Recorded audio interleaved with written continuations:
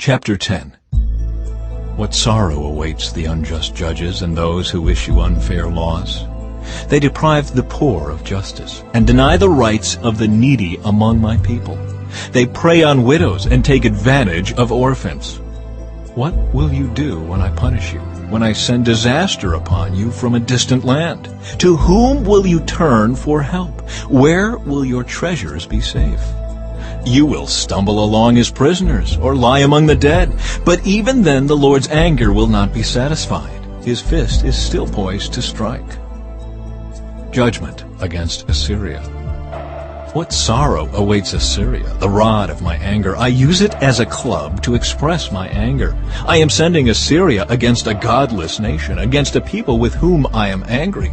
Assyria will plunder them, trampling them like dirt beneath its feet. But the king of Assyria will not understand that he is my tool. His mind does not work that way. His plan is simply to destroy, to cut down nation after nation. He will say, each of my princes will soon be a king.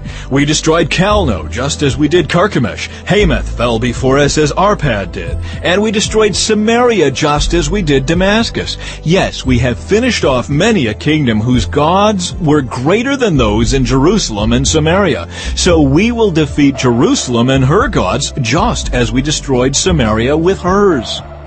After the Lord has used the king of Assyria to accomplish his purposes on Mount Zion and in Jerusalem, he will turn against the king of Assyria and punish him, for he is proud and arrogant. He boasts, by my own powerful arm I have done this. With my own shrewd wisdom I planned it. I have broken down the defenses of nations and carried off their treasures. I have knocked down their kings like a bull. I have robbed their nests of riches and gathered up kingdoms as a farmer gathers eggs. No one can even flap a wing against me or utter a peep of protest. But can the axe boast greater power than the person who uses it? Is the saw greater than the person who saws? Can a rod strike unless a hand moves it? Can a wooden cane walk by itself? Therefore, the Lord of heaven's armies, will send a plague among Assyria's proud troops, and a flaming fire will consume its glory. The Lord, the light of Israel, will be a fire. The Holy One will be a flame.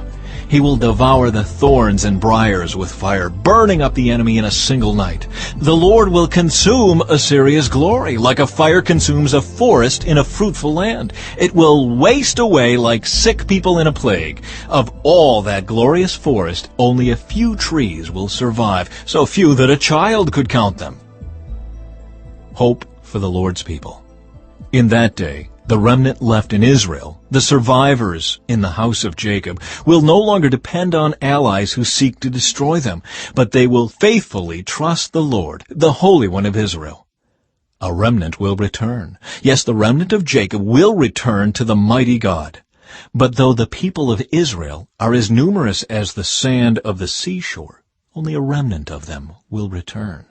The Lord has rightly decided to destroy his people. Yes, the Lord of heaven's armies, has already decided to destroy the entire land.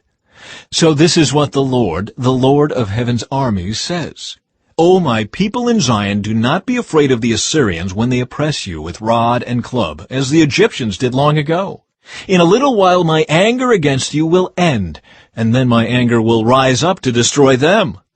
The Lord of heaven's armies will lash them with his whip, as he did when Gideon triumphed over the Midianites at the rock of Oreb, or when the Lord's staff was raised to drown the Egyptian army in the sea.